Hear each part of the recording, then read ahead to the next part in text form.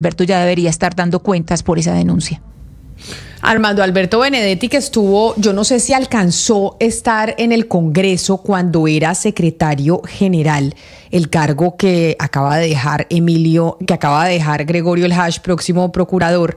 Si Armando Alberto Benedetti alcanzó a estar en el Congreso de la República cuando Emilio Otero era el secretario general del Senado. De hecho, está don Emilio Otero a esta hora con nosotros en la línea. Exsecretario Otero, bienvenido, gracias por acompañarnos.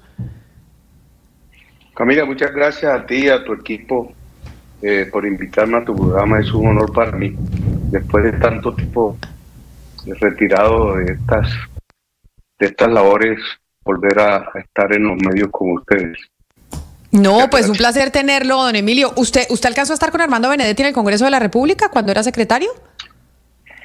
Precisamente el último año, en el 2012, que fue cuando yo estuve, el show mediático que se me armó fue por culpa de él.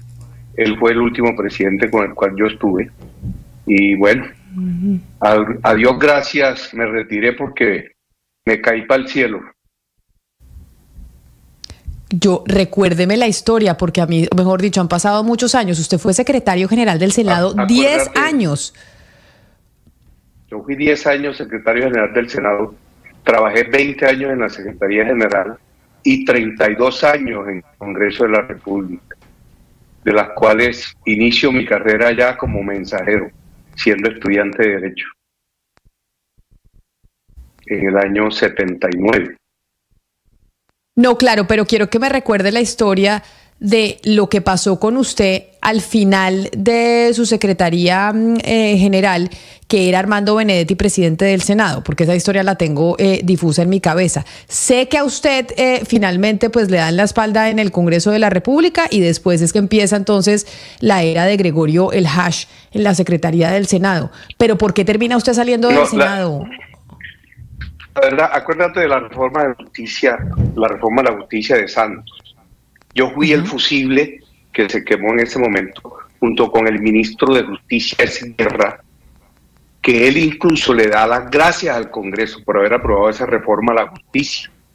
Y luego de haber sido aprobada por el Congreso, el presidente Santos objeta una reforma constitucional.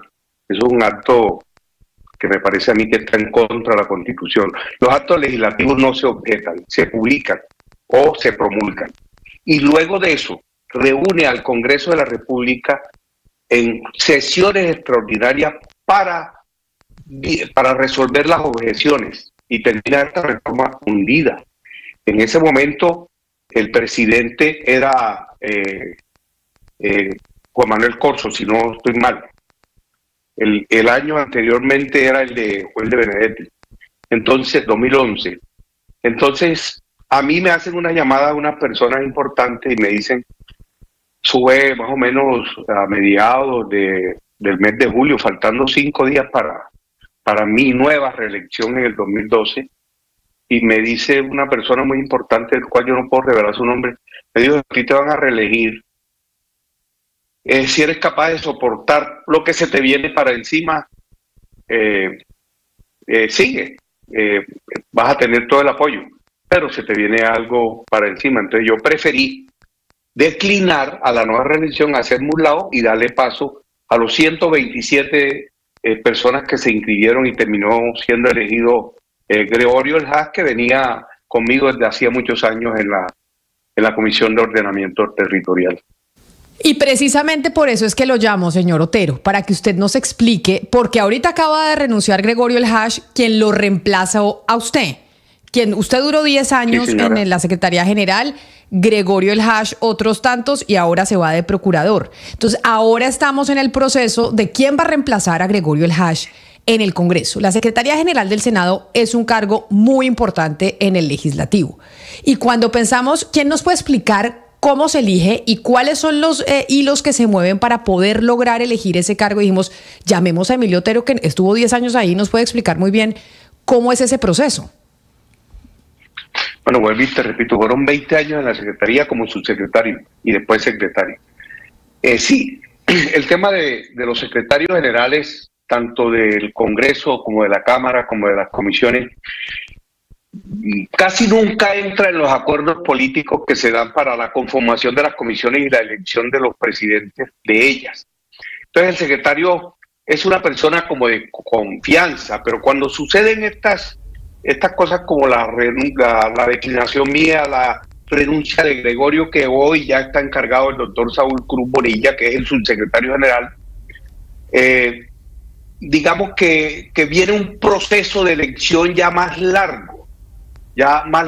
¿Por qué? Porque todo aquel que tenga que se sienta con el derecho y que tenga los requisitos que son mínimos, porque el artículo 46 de la ley quinta dice que los requisitos para ser secretario de la Cámara o del Senado son los mismos que tienen los congresistas en sus corporaciones. En el caso del Senado es ser ciudadano colombiano, ser mayor, tener más de 30 años de edad y no haber tenido antecedentes de ninguna clase. Eso dice el artículo 46. Anteriormente exigía una formación profesional, pero la Corte Constitucional, mediante una sentencia, eliminó esa parte del artículo 46, y hoy en día cualquier persona de cualquier profesión o no profesión puede ser secretario del Congreso.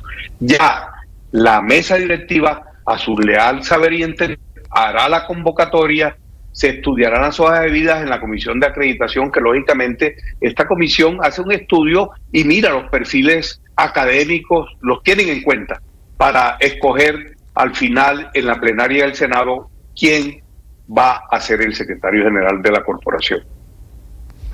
Pero, doctor Otero, la pregunta que nos hacemos y la gente se hace es ¿qué tan sano para la democracia es que alguien de las características del Hash, de haber sido 12 años secretario del Senado, salte a la Procuraduría al otro día?